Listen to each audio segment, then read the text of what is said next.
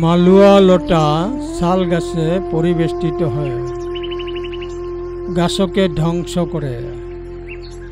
দুষ্কৃতিকারীরা নিজের দুশীলতায় নিজকে ধ্বংস করে। ধর্মপদ 162।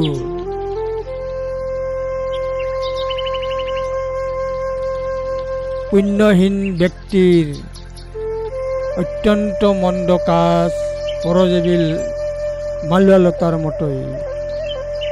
পুণ্যহীন ব্যক্তির অত্যন্ত মন্দ কাজ পরজীবী মালুয়া লতার মতোই।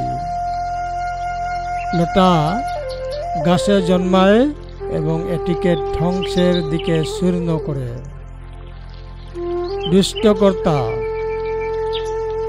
দুষ্টকর্তা ব্যক্তির ক্রিয়াও তাকেই ধ্বংসে চূর্ণ করে।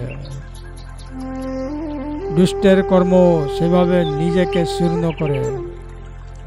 যার আচার ব্যবহার খুবই খারাপ, মালুয়া লতাই বৃক্ষের ধ্বংস করার মতো, তাই তিনি নিজের প্রতি তাই করেন যা শত্রুরা চায়। ধর্মপদ 162।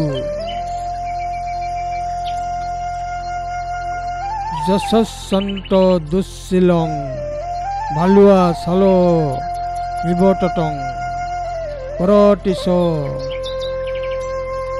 তৎথানং যথানং ইচ্ছতি দিশ।